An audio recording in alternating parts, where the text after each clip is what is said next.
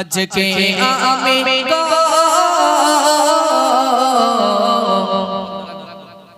আজকে আমি কাজলিয়ে এসেছি ভাষণ পোতাতে প্রশ্নের জবাব দিতে পারিলে ভরা বহাদিয়াতে। তৈরি আছো তো সবাই? কে কে আছো হাত তুলে দেখাও। মাশাআল্লাহ, দেখি কে আগে উত্তর দিতে পারে, ভালো করে শুনবেন। আজকে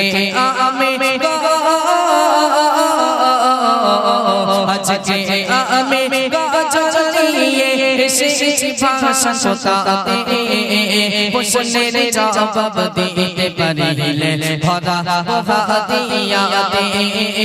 প্রশ্নের জবাব দিতে পারিলে ভরা বহাদিয়াতে। প্রথম প্রশ্ন তোমাদের ভালো করে শোনো। প্রথম প্রশ্ন, গোড় টেলিফোনদের কাছে সর্বপ্রথম মিনার হতে আসানকে গোহাগে। প্রথম প্রশ্ন, গোড় টেলিফোনদের কাছে সর্বপ্রথম মিনার হতে আসানকে গোহাগে। তারপর বলো কাবার পাশে কি যে রাখা আছে সেটা চুমিলে গুনাহ ঝরে যায় আর বাকি না থাকে। প্রথম প্রশ্ন, গুরু গুরু টেলিফোনের কাছে যে দুটো প্রশ্নের উত্তর দিতে পারবে সে আগে হাত তুলবে, হবে তো? প্রথম প্রশ্ন, সর্বপ্রথম মিনার হতে আজান দিয়েছিল কে? আর একটা বলি, দাঁড়াও। 2 নম্বর প্রশ্ন, যে কাবার পাশে একটা জিনিস রাখা আছে সেখানে চুম্বন দিলে গোনা ঝরে যায়, সেই জিনিসটার নাম কি? এই মাদ্রাসায় পড়ে নাকি? হ্যাঁ মাদ্রাসায় পড়ে। মাদ্রাসার ছেলেদের ক্যান্সেল, মাদ্রাসার ছেলেদের হবে না, এরা তো সব জানে তো। আচ্ছা মানা, তো তুমি একটুখানি বসো, আমি তোমাকে দেখে রেখেছি, অসুবিধা নেই, বুঝলে? তোমার বিয়ে দিয়ে বাড়ি যাওয়া নেই, আমার অসুবিধা নেই। হ্যাঁ, কে? তুমি আগে হাত তুলেছো? হ্যাঁ তুমি দাঁড়াও, উঠে দাঁড়াও। এটা মাইক নিয়ে যাও তো, ওই ওই ওই আছে সেই মাইক টেক আছে, আর আছে এছাড়া আর অন্য নেই? তার আবার যাবে না অত দূর। সে কটলেস নেই? আর একটা কটলেস নেই? নেই? এই একজন নিয়ে যাও না, ওই একজন কমিটি ভাইদেরকে দিয়ে নিয়ে যেতে বলো দেন এটা। আচ্ছা, কাবার সর্বপ্রথম মিনার হতে আজান দিয়েছিল কে? আমি বলতে বলেছি, এই যে যে মানে হাত তুলেছে, দাঁড়াও। তুমি আগে হাত তুলেছো? সত্যি কথা? হ্যাঁ, এ আগে না, তোমার পরে হাত তুলেছো। হ্যাঁ, কে বলো? বলো বলো। গলা তো কটকটি বাজা হয়ে গেছে। হ্যাঁ বলো বলো। হজরতে মাশাআল্লাহ মাশাআল্লাহ। এবার বলো, কাবা শরীফের পাশে একটা জিনিস রাখা আছে, সেটাই চুম্বন করলে গোনা ঝরে যায়, সেই জিনিসটা কি? হজরত আসওয়াদ। তাও তো মাশাআল্লাহ, তাও একবার খারাপ বলি না। আচ্ছা তাকবীর দাও, নারে তাকবীর। আচ্ছা, এই উত্তর আমাদের অনেকের হয়তো জানা ছিল না, তুমি উত্তর দিয়েছো, ভালো। তুমি বসো, আমি তোমাকে চিনে রেখেছি, তোমার প্রাইজ দিয়ে যাবো ইনশাল্লাহ। তাহলে কাবা শরীফে সর্বপ্রথম মিনার হতে আজান দিয়েছিল হজরত বেলাল রাদিয়াল্লাহু তাআলা আনহু, তাই তো? আর কাবার পাশে যেটা রাখা আছে হাজারে আসওয়াদ, সেখানে চুম্বন করলে গোনা ঝরে যায়, তাই তো নাকি? এই প্রশ্নগুলো আমাদের জানার দরকার আছে। আমরা কুইজ করি কেন জানেন? আমরা এক জায়গায় অনুষ্ঠানে গিয়ে জিজ্ঞাসা করছি আল্লাহর নবীর আব্বাজানের নাম কি, তোমরা কেউ জানো? কে কে কি বলো তো দেখি? আব্দুল্লাহ বড় ভাই তোমার নাকি? একটু ভালো করে বলো। হ্যাঁ, আব্দুল্লাহ। আর মায়ের নাম আমিনা। এক জায়গায় গিয়েছি, কেউ বলতে পারে না, পুরো প্যান্ডেল ভর্তি লোক, কেউ বলতে পারে না আল্লাহ রসুলের আব্বাজানের নাম কি। অনেক সময় পরে সে একজন এসছে, সে কাঁচা মেরে একটা চাচা বলছে, হুজুর আমি বলতে পারবো। আমি বললাম কেউ পারেনি, চাচা বলতে পারবে, তা বলুক দেখি কি বলে। তারপর দেখছি চাচা মাইকটা নিয়ে বলছে, এরকম করছে, আর বলছে আবু জেহেল মনে হয়। বুঝতে পেরেছেন? মানে জানেই না। এই জন্যে এই কুইজগুলো করা, যাতে বাচ্চারা কিছু শিখতে পারে বা আমরা ইসলামের কিছু জ্ঞান আমরা জানতে পারি। মাশাআল্লাহ, সুন্দর উত্তর দিয়েছে। এইবার যাবো যুবক ভাইদের কাছে, দেখি যুবক ভাইদের মান সম্মানটা বাঁচে কিনা। আর নয় মান সম্মান সব শেষ, তাই তো নাকি? তোমাদের মান সম্মান বেঁচেছে। যে যুবক ভাইরা আছে চাচা জানরা আছেন আর কিছু বেওয়ালা লোকেরা আছে, সকলের জন্য প্রশ্ন, একটু ভালো করে মন আকর্ষণ করবেন। দ্বিতীয় প্রশ্ন বড় বড়, দ্বিতীয় প্রশ্ন বড় বড়, মুরব্বিদের তরে বলতে পারিলে দামি উপহার দেব পকেটে ভরে। দ্বিতীয় প্রশ্ন বড় বড়, মুরব্বিদের তরে বলতে পারিলে দামি উপহার দেব পকেটে ভরে। তোমরা বলো কাবার আগে কোন কিবলা ছিল, আরে কোরআন পাকে সিজদা কটা যদি করে বলো। প্রশ্নটা ভালো করে শুনবেন। প্রশ্ন যেটা যুবক ভাইদের জন্য, যে আমরা নামাজ পড়ি কোন দিক ফিরে? তোমাদের জিজ্ঞেস করেছি, তোমরা চুপ, সাইলেন্ট একদম। কোন দিক ফিরে নামাজ পড়ি আমরা? কি ব্যাপার, আমরা মসজিদের দিক ফিরে নামাজ পড়ি নাকি? কোন দিক ফিরে কে বলতে পারবে?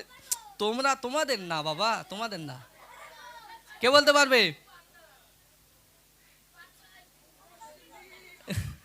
আচ্ছা কেউ নেই আর। আচ্ছা দ্বিতীয় প্রশ্ন, আমরা এই যে আমরা কাবা বাইতুল্লাহর দিকে পশ্চিম দিকে ফিরে আমরা যে নামাজ পড়ি, তাই তো? এই যে কাবা বাইতুল্লাহ, এটা পরে কেবলা হয়েছে, এর আগে যে কেবলাটা ছিল তার নাম কি? আর দ্বিতীয় প্রশ্ন হলো, পবিত্র কোরআনের 1 থেকে 30 নম্বর পারা পুরো পবিত্র কোরআনের মধ্যে সেজদার আয়াত কটি আছে? এই দুটো প্রশ্নের উত্তর কে দিতে পারবে? কোনো যুবক ভাই? তার মানে বোঝা যাচ্ছে এসব ফ্রি ফায়ারের প্লেয়ার। চুপ চুপ করো। কেউ বলতে পারবে? যুবক ভাইরা কেউ বলতে পারবে? মামা বাদ দিয়ে কেউ বলতে পারবে? হ্যাঁ ব্যাস শেষ। হ্যাঁ কে বলছে? একটু হাতটা তুলে এটি এগিয়ে দিকে আসেন, একটু মহব্বতটা বাড়ুক। কে বলেছে? হ্যাঁ কে বলেছে? একটু সামনের দিকে আসুন, একটু মুখটা দেখি। মনে হয় দেওর ভাষণ, মনে হয় লজ্জা লাগছে আমার সামনে আসতে, একটু আসুন একটু। আচ্ছা এই কাবা শরীফের আগে যে কেবলা ছিল তার নাম কি জানেন? কেউ জানেন? আচ্ছা ওই আচ্ছা মামা আপনি উত্তর দিয়ে দেন দেখি, দিয়ে দেন। হ্যাঁ মাশাআল্লাহ। আর সেজদা কটা? 14টি। একবার তাকবীর দাও না, নারায়ে তাকবীর। আর একটু জোরে নারায়ে তাকবীর। মাশাআল্লাহ। তাহলে কোরআন শরীফের মধ্যে সেজদার আয়াত কটা? কটা? একদম মৃত্যুর আগ পর্যন্ত যেন মনে থাকে এই উত্তরটা। কোরআন শরীফের সেজদার আয়াত 14টা। আর কাবা বাইতুল্লাহর আগে যে কিবলা ছিল সেই কিবলাটার নাম বাইতুল মুকাদ্দাস মসজিদুল আকসা। কি নাম? ও বাইতুল মুকাদ্দাস একটাই মনে রাখলে হবে, অত মনে রাখতে গেলে আবার সব মেমোরি লোড হয়ে যাবে। কি নাম? হ্যাঁ এটাই। তাহলে একটা প্রাইজ মোটামুটি পেয়েছে। এইবার যাবো আম্মাজানদের কাছে, দেখি কিরকম বলতে পারে। হ্যাঁ মোটামুটি পারে মনে হয় এখানকার লোক নাকি? ও হ্যাঁ দেখি, ভালো করে শুনবেন সবাই। আম্মাজানদের জন্য 3টে প্রশ্ন রেখেছি, 3টে। মোটামুটি এদিককার মান সম্মান সব বেঁচেছে। এবার আপনাদের পালা, দেখুন আপনারা কি করবেন, শুনতে থাকুন। যে 3 নম্বর প্রশ্ন আম্মাজানদের কাছে কি করছি। Check hello sound. পরের প্রশ্ন আম্মাজানদের কাছে ছুড়ে দিলাম, জান্নাতে রানীকে হবে বলো তার শুভ নাম। পরের প্রশ্ন আম্মাজানদের কাছে ছুড়ে দিলাম, জান্নাতে রানীকে হবে বলো তার শুভ নাম। কবর মাঝে রাখার পরে আসবে দুটি ফেরেশতা, তিনটি প্রশ্নের জবাব না দিলে দেবে গরম গরম নাস্তা। বলো বলো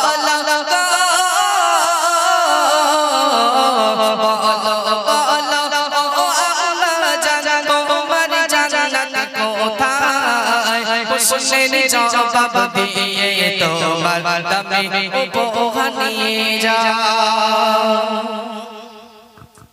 এই যে আম্মাজানদের কাছে 3টে প্রশ্ন করেছি আমি, ভালো করে প্রশ্নটা শুনবেন। প্রথমত প্রশ্ন হলো, জান্নাতের যে রানী হবে তার নাম কি? চুপ করো, তোমাদের না। 2 নম্বর প্রশ্ন হলো, মৃত ব্যক্তিকে কবর মাঝে যখন রেখে আসা হবে তার কাছে 2টো ফারিস্তা যাবে, সেই ফারিস্তা দুটোর নাম কি? আর 3 নম্বর হলো, স্ত্রীর জান্নাত কোথায় আল্লাহ রেখেছেন? এই 3টে প্রশ্নের উত্তর যে দিতে পারবে সে অন্তত একটু হাতটা তুলবেন। আপনারা ওখান থেকে উত্তর দিলে হবে, আপনাদের কাছে আর মাইক নিয়ে যাব না। চুপ করো, কে বলতে পারবে? এই লাইটটার জন্য দেখা যাচ্ছে না কিছু। কেউ আছে বলতে পারবেন কেউ? কি ব্যাপার সব? হ্যাঁ, পরে হবে। সিরিয়াল পাগল নাকি সব নাকি? বলতে পারবে কেউ আছে? জান্নাতের রানী কে হবে, তার নাম কি? জান্নাতের রানী কে হবে? কে উত্তর দিয়েছে কে? মাশাআল্লাহ, জান্নাতের রানী কে হবে? আমি তোমাদের কাছে জিজ্ঞেস করছি, বদমাইশ। হ্যাঁ, উত্তর পেয়েছে। আচ্ছা, কবর মাঝে যে মৃত ব্যক্তিকে রাখার পরে 2টো ফারিস্তা আসবে, সেই ফারিস্তা দুটোর নাম কি? কি জিব্রাইল আর আজরাইল? সর্বনাশ করেছে। হ্যাঁ বাবা, তুমি কি আম্মাজান নাকি? এটা আম্মাজানদের প্রশ্ন। হ্যাঁ, কে? ওই এই প্রশ্নটা বাদ দিলাম, বলে দিয়েছে। আচ্ছা, লাস্ট, স্ত্রীর জান্নাত আল্লাহ কোথায় রেখেছেন? ওরে বাবা, এবার আওয়াজ দেখেছো? এ স্বামীর পায়ের তলায় জান্নাত আছে বলে মনে হয়? হ্যাঁ আছে মনে হয়। যদি স্বামী একটা শাড়ি নেশে আর যদি রং যদি এদিক ওদিক হয়, তাহলে তোমার চোখে কি 40 হইলে নাকি? দেখতে পাবনি কালার নাকি? এরম বলে না? হয় না, হয় না? তাহলে স্বামীর পায়ের নিচে জান্নাত আছে? আছে। মাশাআল্লাহ, সত্যি কথা, সবাই উত্তর দিয়েছে আলহামদুলিল্লাহ। একবার তাকবীর দাও না, নারে তাকবীর। তাহলে জান্নাতের রানী কে হবে? মা ফাতেমা রাদিয়াল্লাহু তাআলা আনহা। তারপর কবর মাঝে রেখে আসার পরে 2টো ফারিস্তা, মুনকার নেকির ফারিস্তা। তারপর স্ত্রীর জান্নাত আল্লাহ পাক স্বামীর কদম তলে রেখেছেন, বলুন সুবহানাল্লাহ। আমরা এমন ভাবে আমাদের চলতে হবে, স্বামী স্ত্রীর এমন ভাবে সংসার করতে হবে যেন আমরা স্ত্রীরা স্বামীর খেদমত করে সেবা করে যেন জান্নাতকে হাসিল করতে পারি। আর স্বামীকেও স্ত্রীর সেবা করতে হবে, স্ত্রীকে ভালোবাসতে হবে যেন আমরা মোটামুটি জান্নাত হাসিল করতে পারি।